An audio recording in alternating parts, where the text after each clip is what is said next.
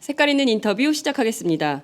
박근혜 대통령이 2014년 4월 16일 세월호가 침몰하던 그 시간에 올림머리를 하느라고 무려 90분을 소요했다는 사실이 확인돼서 충격을 주고 있는 상황입니다. 아이들이 살려달라고 아비규환의 상황이 된 그런 상황에서 대통령이 머리 손질을 했다. 여러분께서는 어떻게 생각을 하십니까? 자, 오늘은 박근혜 정부의 최순실 국정농단 진상 규명을 위한 국정조사 특위 두 번째 청문회가 열리는 날입니다. 국정조사 특위위원이신 더불어민주당 박영선 의원을 전화로 연결해서 자세한 말씀을 좀 들어보도록 하겠습니다. 의원님 나와 계신가요? 네, 안녕하십니까. 네. 어제 밤늦게까지 고생을 하신 걸로 보도가 됐습니다. 국정조사 특위 첫 번째 회의였는데요. 우선 그 회의 첫날, 청문회 첫날 어떻게 평가를 좀 하십니까? 네, 아쉬움이 많았던 청문회라고 생각이 됩니다. 28년 전에 아버지 회장님들이 나오셨지 않습니까? 네. 그리고 이제 28년 만에 그 아드님들이 이제 나왔는데요. 네. 아버지 잘 만나서 황금 수저를 입에 물고 온 분들이신데 네.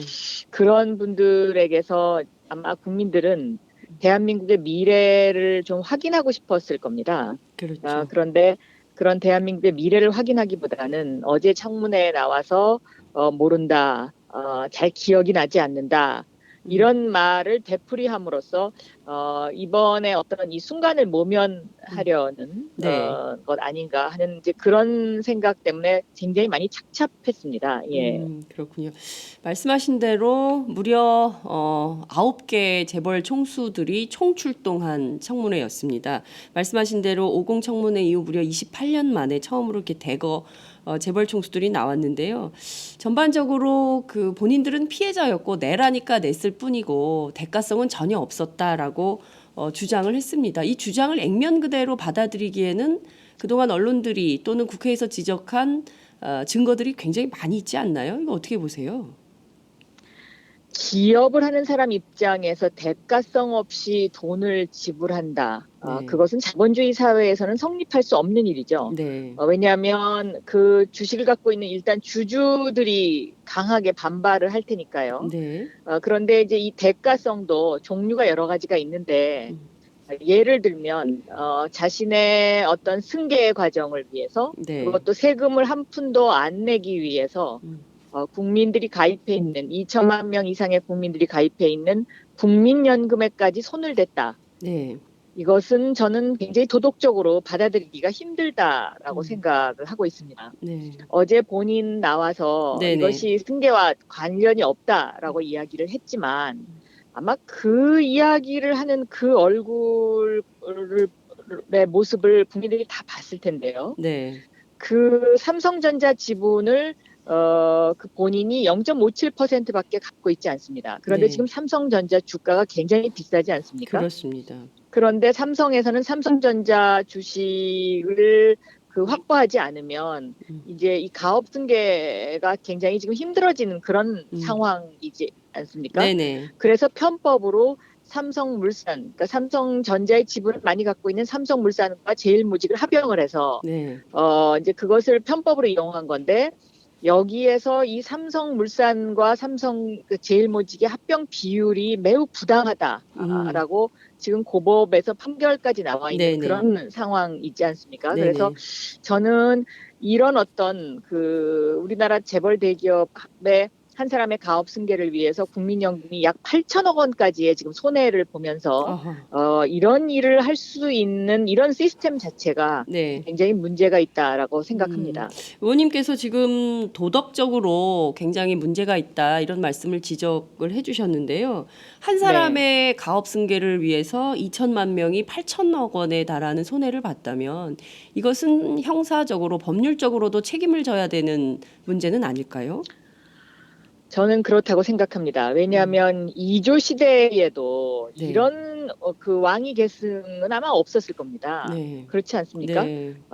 그래서 저는 이 부분을 특검이 어떻게 다루느냐에 따라서 네. 대한민국의 미래의 그 경제 정의, 사회 정의가 확립될 수 있느냐 없느냐의 문제라고 생각을 하고요. 네. 더군다나 이제 그 국민연금, 국민들의 쌈짓돈이 모아져 있는 이 국민연금을 이러한 어떤 사적인 가업 승계에 썼던 전례에 비추어서 앞으로 이런 일이 다시는 일어나지 않도록 하는 네. 아주 엄격한 엄단이 필요하다고 생각합니다. 네.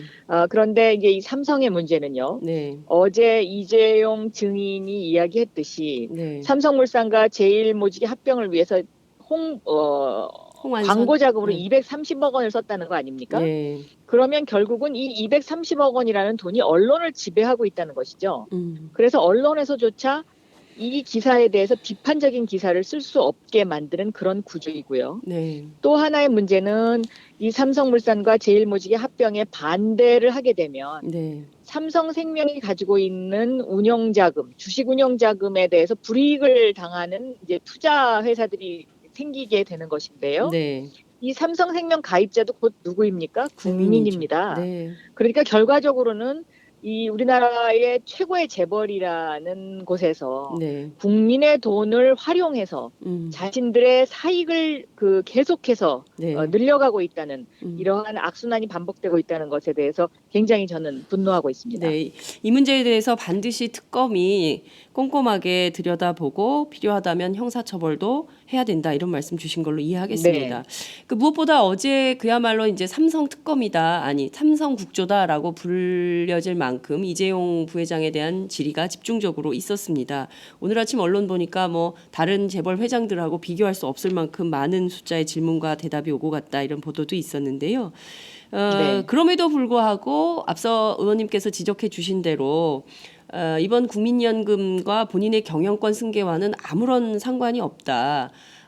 특히 이제 그 정유라 씨와 그 최순실 씨, 그러니까 최순실 씨의 모녀를 뭐 지원한 것은 뭐 자기가 너무 후회가 된다. 꼼꼼하게 챙겨보지 못해서 정말 후회가 된다라면서 이 전부 실무자들이 한 일로 치부를 했습니다. 그러니까 예컨대 이것은 나는 모르고 실무자들이 알아서 한 일이기 때문에 처벌을 받게 되더라도 실무자들이 처벌을 받아야지 내가 처벌받을 일은 아니다.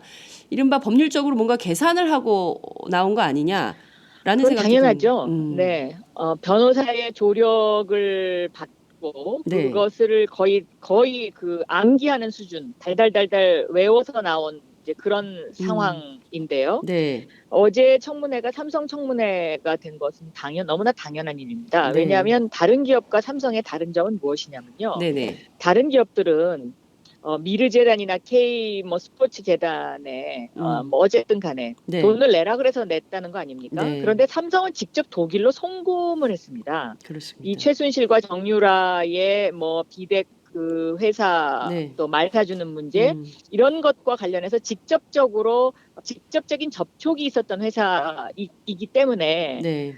이것은 최순실의 존재를 몰랐다고 할 수가 없는 상황이죠. 네. 네. 그렇군요. 그 최순실의 존재 자체를 몰랐다고 할 수도 없는데 본인 스스로는 빠져나가기 위한 법률적인 망을 빠져나가기 위한 전략으로 일관했다 이렇게 볼 수도 있을 것 같습니다. 뭐 삼성 문제 뭐 이제 특검에서 더 다뤄질 거기 때문에 이 정도로 좀 정리를 하도록 하고요. 어제 그 의원님들의 질의와 관련해서도 국민적 평가가 있었던 것 같습니다. 예컨대 언론에서 지적한 것 이상의 새로운 사실들이 드러나지는 않았다라는 것도 있었고요. 밤늦게 이어진 질의 과정에서는 새누리당 최교일 의원이 이런 얘기를 해서 또 빈축을 샀어요. 뭐 제가 이렇게 재벌 회장님들을 전부 모시고 발언할 기회가 또 있겠냐면서 저출산 문제 해결해달라 이런 당부를 하는 뭐 얘기를 해가지고 또 논쟁이 좀 됐었는데요. 이를테면 증인으로 출석시켜 놓고 지금 피해자라고 주장하지만 경우에 따라서는 피의자로 바뀔 수도 있는 이런 상황에서 의원들의 태도, 질의 태도가 좀 문제 있었던 거 아니냐 이런 비판도 있습니다. 그 점은 어떻게 보십니까? 네, 저는 뭐 그런 비판을 받을 수 있는 그러한 질문들이 상당히 있었다고 생각을 합니다. 그런데 또 한편에서는요, 네. 저는 어제 청문회를 바라보는 언론도 좀 저는 문제가 있다라는 이제 그런 시각의 이야기를 하고 싶은데요. 네. 이 언론과 광고의 관계, 음. 이것을 떼어낼래야 떼어낼 수가 없는 것 아니냐. 네. 그래서 굉장히 그 자신들한테 광고를 주는 그 회사들의 회장이지 않습니까? 네. 그래서 그 가불관계가 적용된 기사들도 상당히 많이 눈에 띈다. 저는 맞아요. 그렇게 생각합니다. 네. 네. 말씀하신 대로 그 경제지들이나 이런 데서 상당히 그 회장 감싸는 보도 뭐 이런 것들도 나왔다 이런 말씀 주셨습니다. 자, 오늘 2차 청문회가 열립니다. 김기춘 전 비서실장, 김종 전 차관, 고영태 씨 등이 출석할 예정인 반면 이른바 최 씨 일가를 포함해서 문제의 당사자로 지목되고 있는 우병우 전 수석 그리고 장모 김장자 씨는 불출석할 걸로 보입니다. 최순실 청문회인데 최순실이 안 나온다. 이게 단팥이 빠진 찐빵 아니냐 이런 비판이 나옵니다. 어떻게 보십니까? 이 문제는 새누리당 위원장과 새누리당의 의지의 문제라고 저는 생각하는데요. 네. 제가 그 국정원 댓글 사건 국조청문회도 했었죠. 네. 그런데 그때는 원세훈 증인이 감옥에서 나왔습니다. 그렇습니다. 그때 그 원세훈 증인을 그 국회의 증언대에 세우기 위해서 네. 저희 여야 의원들이 굉장히 노력을 많이 했었거든요. 그런데 이번 국조청문회에서는 위원장이나 새누리당 의원들의 그런 의지를 읽을 수 있는 대목은 크게 많지 않은 것 같습니다. 네. 중요한 것은 여당의 반대로 최순실 씨를 국정조사 증인으로 못 부르고 있다. 이렇게 봐야 됩니까? 반대로 못 부르고 있는 건 아니고요. 네네. 본인이 나오지 않겠다고 생각을 하더라도 네. 구치소에 지금 현재 있기 때문에 소재지 파악은 확실한 거고요. 그렇죠. 강제 구인이 가능하거든요. 네. 그런데 이 강제 구인을 하려면 위원장과 새누리당 의원들의 협조가 필요합니다. 예컨대 오늘은 어렵다 하더라도 내주에 있을 청문회에는 출석시킬 가능성은 없을까요? 그것도 마찬가지입니다. 예를 들면 오늘 나오지 않은 우병우 수석의 장모, 뭐 최순실 씨 이런 분들을 네. 지속적으로 계속 의결을 해서 나오게 하겠다는 어떤 그 의지만 있으면 이거는 얼마든지 저는 나올 수 있고요. 네. 더군다나 우병우 수석과 우병우 장모 이 두 분들은 네. 정말 그 임기춘 비서실장을 뭐 박지원 대표가 법률 미꾸라지라고 네. 표현을 하셨던데요. 네. 그 이상의 법적인 부분을 아주 악용하고 있는 사례인데요. 수치를 거부하고 있어요. 네. 그래서 심지어는 그 우병우 수석이 장모 집에 가 있다는 제보가 들어와서 그렇습니다. 거기까지 국회가 출동을 했었거든요. 예. 국회 행정실에서. 예. 저는 이 나라의 법을 수호해야 되는 검사 출신으로서 네. 정말 성실히 일하는 검사들에게 먹칠을 하고 정치 검찰로서의 정말 나쁜 사례를 보여주는 대표적인 사람이다라고 저는 보고 있습니다. 네. 네. 정치 검찰로서의 가장 나쁜 사례로 기록될 것이다.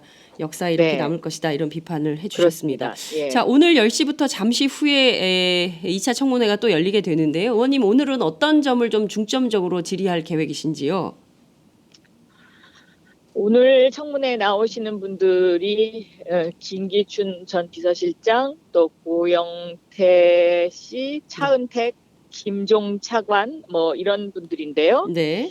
이런 분들에게 사실관계를 좀 확인할 필요가 있지 않나 싶습니다. 네. 예컨대 어떤 세월호 7시간에 대한 사실관계를 말씀하시는 뭐 거예요? 그런 것도 있고요. 네. 또 김기춘 비서실장은 계속 뭐 최순실을 몰랐다고 네. 주장을 하지 않습니까? 네네. 네.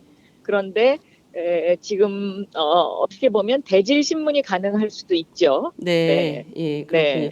그 의원님께서 그 자료로 밝힌 여러 가지 의혹들, 특히 약과 관련된 것들도 오늘 이를테면은 뭐 여러 증인들을 출석시킨 가운데 이것도 확인하는 과정이 좀 될 수 있겠네요.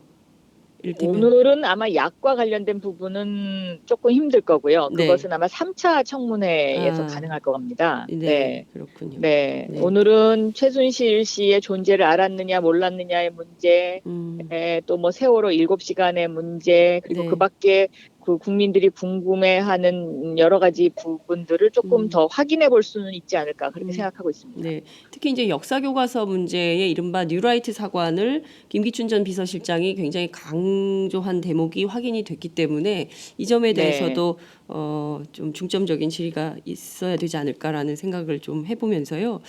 예. 어제 늦은 오후 그리고 오늘 아침 조간에 일제히 보도가 된 사실이 있습니다. 모든 국민들이 궁금해하던 바로 세월호 7시간 동안 박근혜 대통령이 무려 90분간 머리를 했다는 건데요. 네. 자식이 물에 빠져서 살려달라고 허우적거리는 그 순간에 대통령이 머리를 하고 있었다는 점에 대해서 우리 국민들은 그야말로 충격을 느끼고 있습니다. 의원님 어떻게 보십니까?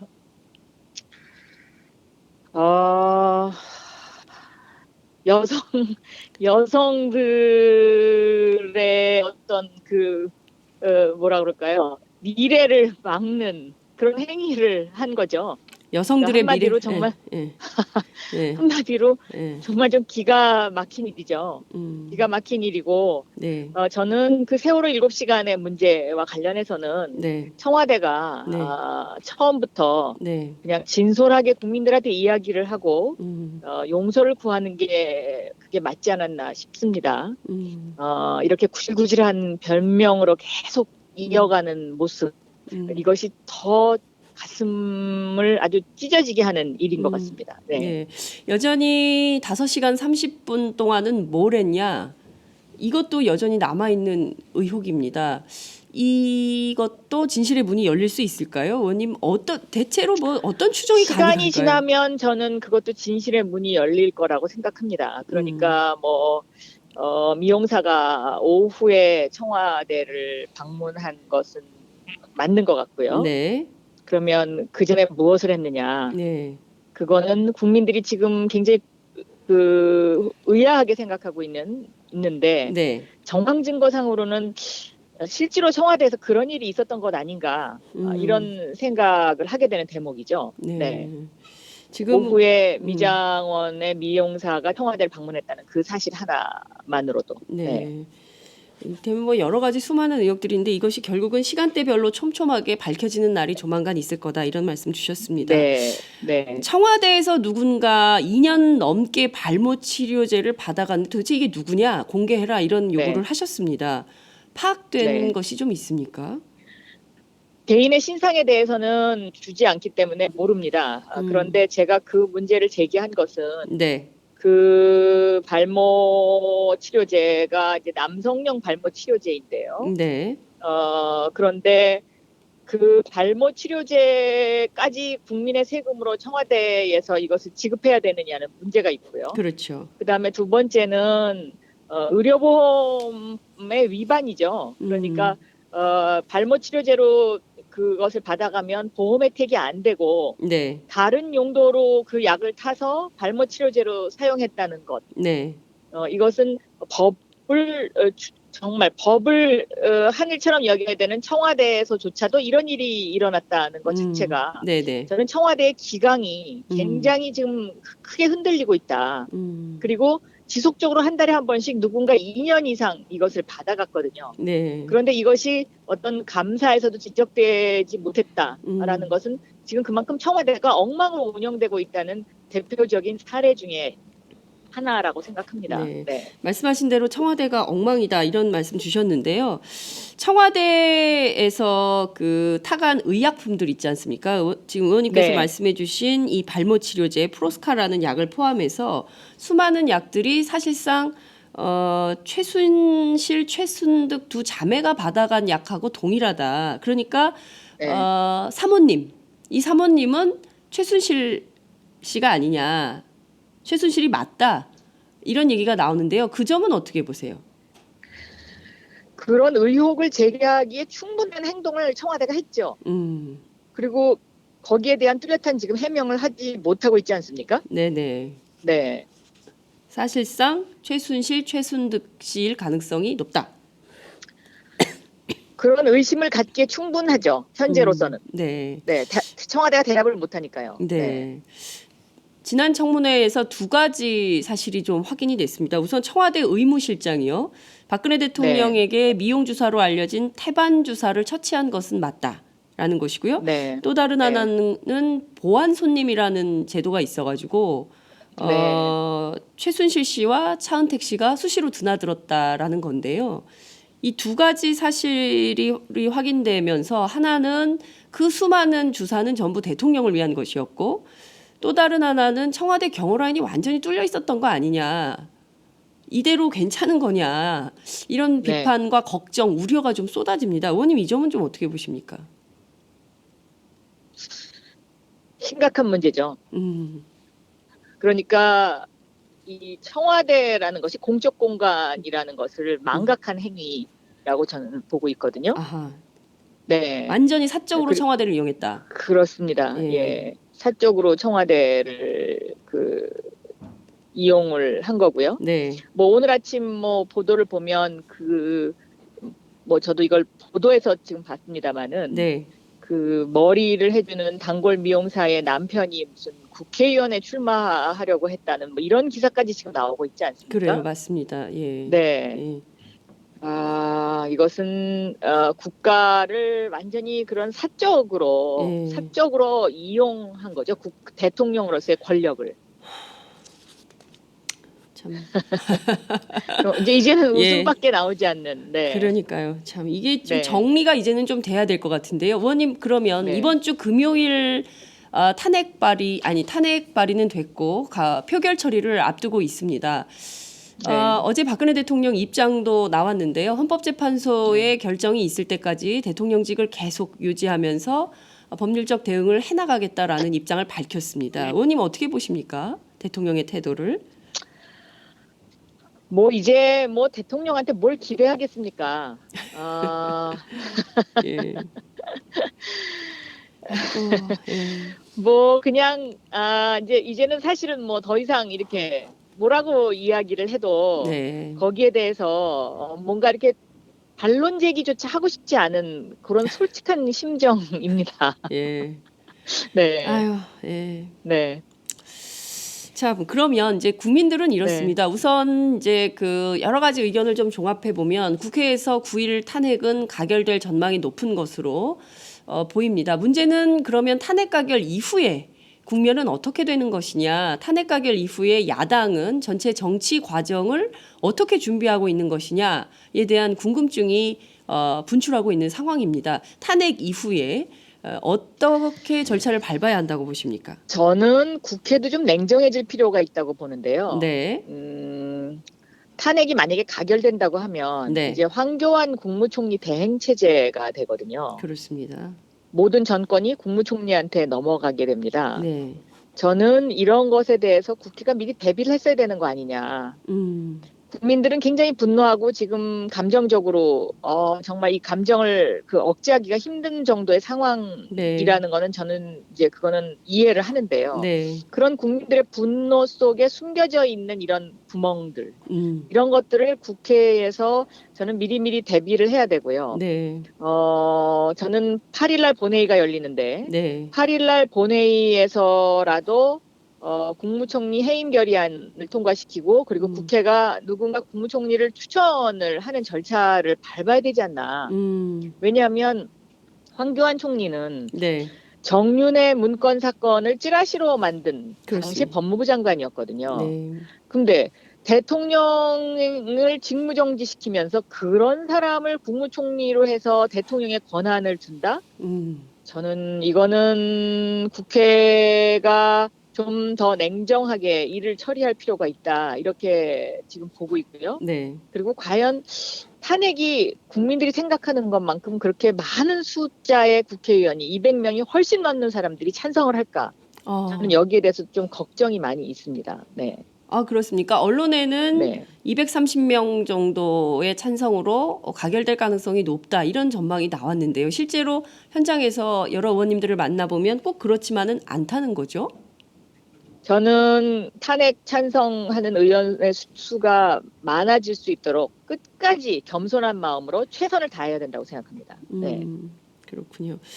자, 8일 본회의를 열어서 국무총리 해임 결의안을 내야 된다 이런 말씀을 좀 주셨는데요.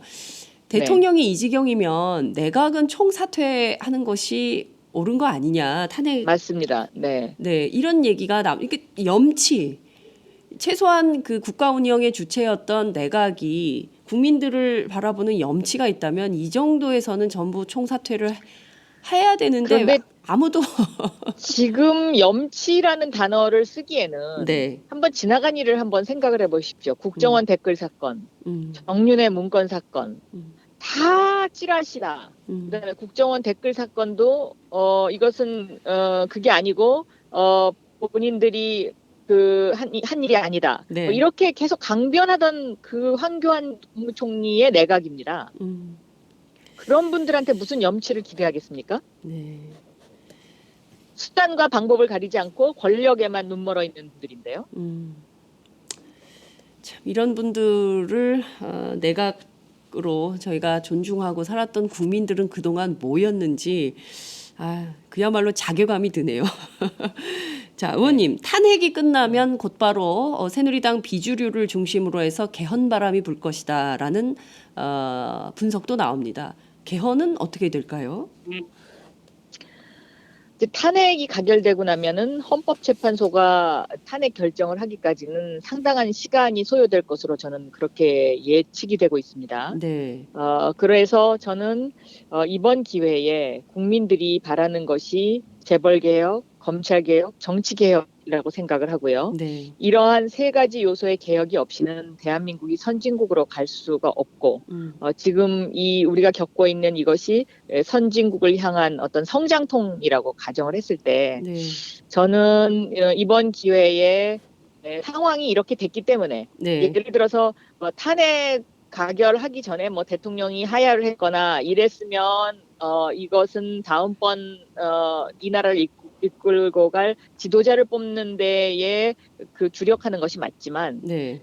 탄핵 절차를 밟게 된다고 생각이 되면 저는 개헌 논의도 해야 되지 않나. 왜냐하면 지금 이 5년 단임제 대통령제의 한계점이 노출이 된 것이고 네. 이 5년 단임제 대통령제는 누가 대통령을 하더라도 이러한 어떤 그 대통령의 권력 남용이 스며들 수밖에 없고 정경유착으로 모든 것이 귀결될 수밖에 없는 그런 상황이기 때문에 네.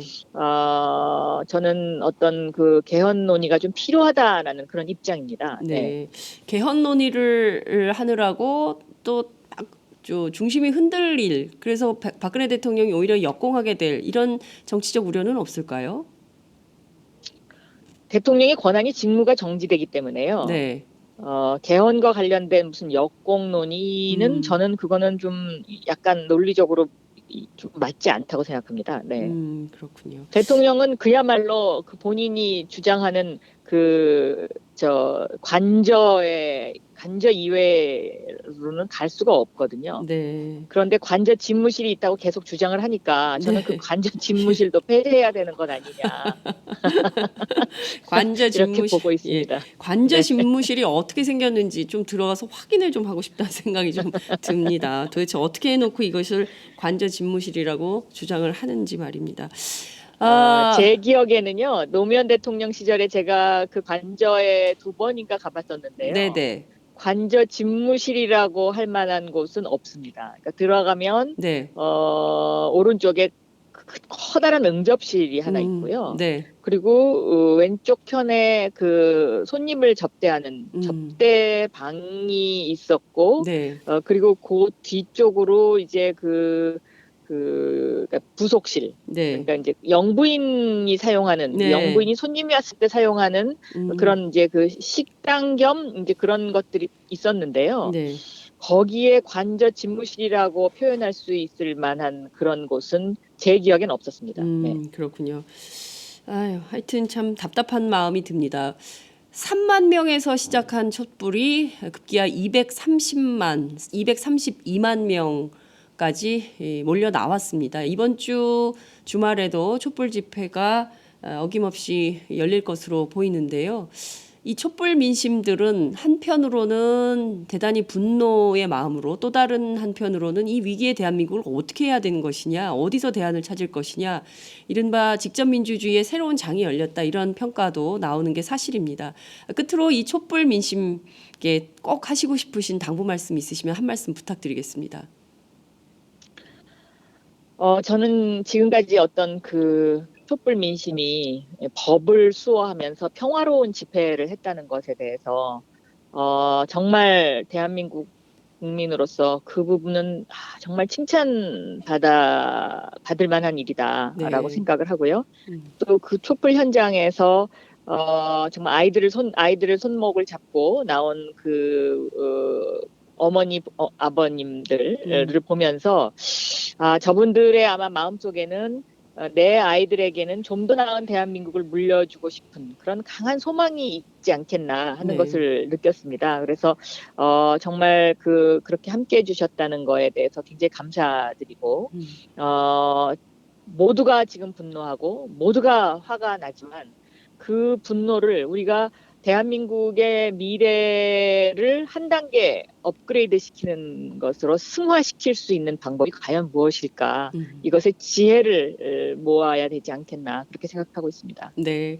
최근에 대한민국 6주째 이어지는 이 촛불 집회, 세계가 주목하고 있는 이 촛불 집회야말로 노벨 평화상을 받아야 된다. 그렇습니다. 예, 네. 그런 네. 노벨 평화상 노벨위원회에 우리가 이거를 상신을 좀 해야 되겠다, 이런 국민들이 많이 네. 있으신 것 같습니다. 네, 여하튼 네, 네. 그 세계가 주목하고 있는 대한민국 민주주의 현장, 의원님도 함께 하실 거죠? 네. 예, 촛불 네. 집회 현장에서 뵙겠습니다. 고맙습니다.